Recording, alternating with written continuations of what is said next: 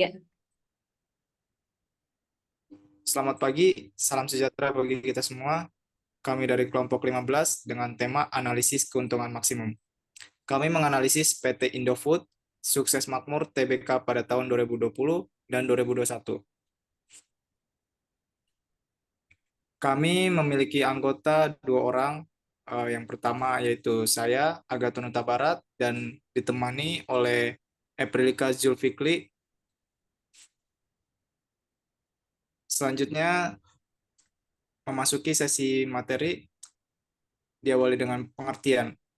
Menurut Susilo dalam Reski 2021, laporan keuangan adalah proses akuntansi dan hasil akhir perusahaan. Setiap periode yang memberikan keterangan yang memuat informasi mengenai hasil kegiatan perusahaan dan data ekonomi perusahaan dari daftar-daftar yang menunjukkan posisi keuangan yang meliputi neraca, laporan laba rugi, laporan perubahan modal. Menurut Harry, pada tahun 2018, analisis laporan keuangan merupakan suatu metode yang membantu para pengambil keputusan untuk mengetahui kekuatan dan kelemahan perusahaan melalui informasi yang didapat dari laporan keuangan. Berdasarkan uraian di atas, penulis mengambil judul analisis keuntungan maksimum pada PT Indofood Sukses Makmur Tbk pada tahun 2020 dan 2021.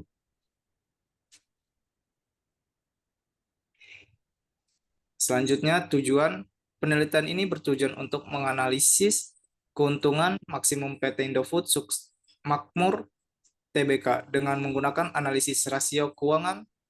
Rasio keuangan digunakan untuk mengetahui kinerja keuangan perusahaan dan menentukan apakah perusahaan telah mencapai tujuan keuntungan maksimal.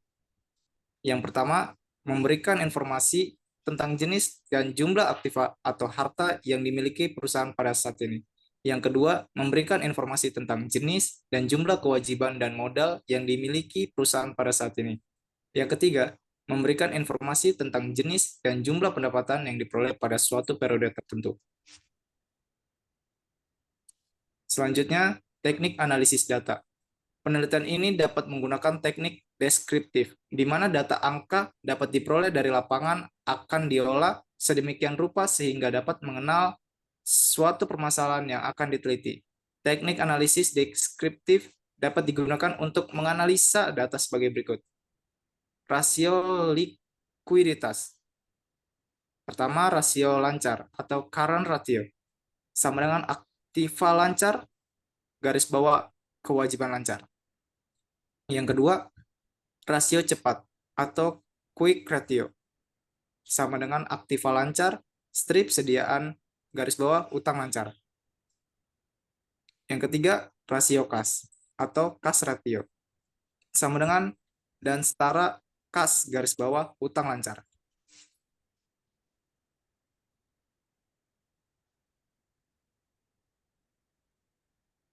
selanjutnya ada analisis. 1. Rasio lancar atau current ratio. Rasio lancar merupakan perbandingan antara aktiva lancar dengan hutang lancar. Hasil perhitungan adalah sebagai berikut. Rasio lancar tahun 2020 sebanyak 140%. Rasio ini berarti bahwa setiap Rp1 utang lancar dijamin oleh 1,4 rupiah aktiva lancar atau kemampuan aktiva lancar dalam membayar utang lancar adalah 140%.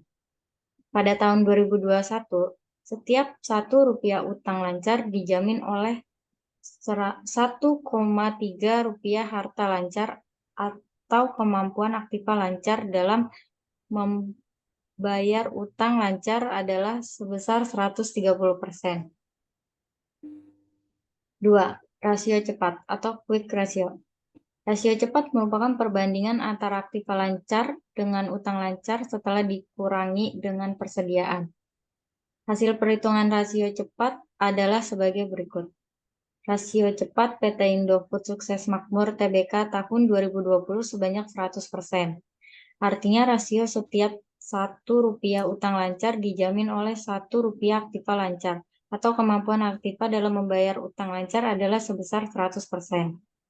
Tahun 2021, rasio cepat PT Indofood Sukses Makmur Tbk sebanyak 100%. Artinya setiap Rp1 utang lancar dijamin Rp1 aktiva lancar atau kemampuan aktiva lancar membayar utang lancar adalah sebesar 100%. 3. Rasio kas atau kas rasio. Rasio cepat merupakan perbandingan antara kas dan setara kas dengan utang lancar. Hasil perhitungan rasio kas adalah sebagai berikut.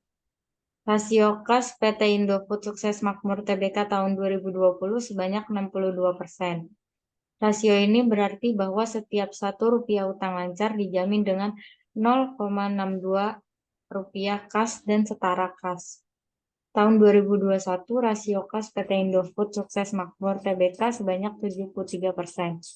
Rasio ini berarti bahwa setiap Rp1 utang lancar dijamin 0,73 kas dan setara kas.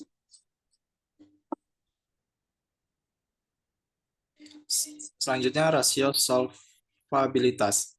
Rasio solvabilitas merupakan rasio yang digunakan untuk mengukur sejauh mana aktiva perusahaan dibiayai oleh utang.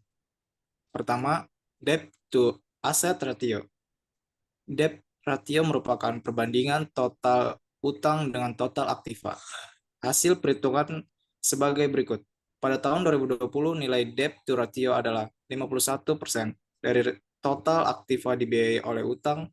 Artinya bahwa setiap Rp1 total 51% dari total aktiva dibiayai sebesar 0,51 atau aktiva dibiayai oleh utang sebesar 51%. Pada tahun 2021, nilai debt to ratio ada 52% dari total aktiva dibiayai oleh utang. Artinya, setiap Rp1 total aktiva dibiayai oleh utang sebesar Rp0,52 atau aktiva dibiayai oleh utang sebesar 52%. 2. Debt to equity ratio. Debt to equity ratio merupakan perbandingan antara total utang dan dengan total modal. Hasil perhitungan debt to equity ratio adalah sebagai berikut. Tahun 2020, jumlah equity debt to ratio PT Indofood Sukses Makmur Tbk adalah 106%.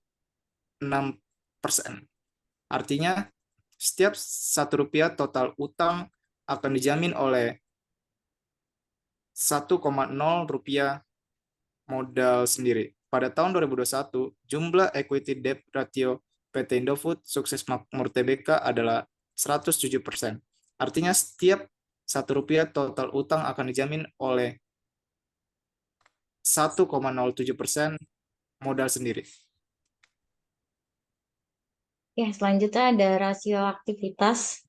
Rasio aktivitas merupakan rasio yang digunakan untuk mengukur efektivitas perusahaan dalam menggunakan aktiva yang dimilikinya. 1. Perputaran piutang atau receivable turnover. Perputaran piutang merupakan perbandingan antara penjualan kredit dengan piutang. Hasil perhitungan sebagai berikut. Perputaran piutang tahun 2020 sebanyak 15,4 kali. Artinya, selama satu periode piutang akan berputar sebanyak 15,4 kali. Dan tahun 2021 nilai perputaran piutang sebanyak 15,9. Artinya, selama satu periode piutang akan berputar sebanyak 15,9 kali. 2. Perputaran sediaan. Inventory turnover. Perputaran piutang merupakan perbandingan antara harga pokok barang yang dijual dengan sediaan. Nilai perputaran sediaan PT Indofood Sukses Makmur Tbk tahun 2020 adalah 4,9 kali. Artinya selama satu periode persediaan akan berputar sebanyak 4,9 kali. Dan tahun 2021 nilai perputaran sediaan PT Indofood Sukses Makmur Tbk adalah sebanyak 5,3 kali. Artinya selama satu periode persediaan akan berputar sebanyak 5,3 kali dalam tahun tersebut. Rasio profitabilitas. Rasio profitabilitas merupakan rasio yang digunakan untuk menilai kemampuan dalam mencari keuntungan. 1. Margin laba bersih atau net profit margin. Margin laba bersih merupakan perbandingan antara laba setelah bunga dan pajak dengan penjualan. Hasil perhitungan margin laba bersih adalah sebagai berikut. Tahun 2020 nilai mungkin rasio margin laba bersih adalah 11%, artinya bahwa dari penjualan yang telah dilakukan perusahaan menghasilkan laba bersih sebesar 11% pada tahun 2021. Nilai rasio margin laba bersih adalah 11%, artinya bahwa dari penjualan yang telah dilakukan perusahaan menghasilkan laba bersih sebesar 11%. Hasil pengembalian ekuitas atau ROE. Hasil pengembalian ekuitas merupakan perbandingan antara laba yang setelah bunga dan pajak dengan modal. Hasil perhitungan margin laba bersih adalah sebagai berikut. Tahun 2020 menunjukkan bahwa tingkat pengembalian ekuitas yang diperoleh PT Indofood Sukses Makmur Tbk adalah 11%. Artinya kemampuan modal sendiri dalam menghasilkan laba bersih adalah 11%. Tahun 2021 menunjukkan bahwa tingkat pengembalian ekuitas yang diperoleh PT Indofood Sukses Makmur Tbk adalah sebesar 13%, artinya kemampuan modal sendiri dalam menghasilkan laba bersih adalah 13%. Kesimpulan, PT Indofood Sukses Makmur Tbk telah menunjukkan peningkatan keuntungan yang signifikan pada tahun 2020 dan 2021. Keuntungan maksimum pada tahun 2020 sebesar 1,3 miliar rupiah, sedangkan pada tahun 2021 sebesar 31,67 rupiah. Analisis keuntungan maksimum menunjukkan bahwa perusahaan ini telah meningkatkan keuntungan secara signifikan melalui strategi bisnis yang efektif, pengelolaan biaya yang baik, dan peningkatan penjualan. Perusahaan ini juga telah meningkatkan investasi pada teknologi dan infrastruktur untuk meningkatkan efisiensi operasional dan meningkatkan keuntungan. Dalam beberapa tahun ke depan, perusahaan ini diharapkan akan terus meningkatkan keuntungan dengan terus meningkatkan strategi bisnis dan pengelolaan biaya yang efektif. Sekian dari kelompok saya, kurang lebihnya mohon maaf. Wassalamualaikum warahmatullahi wabarakatuh.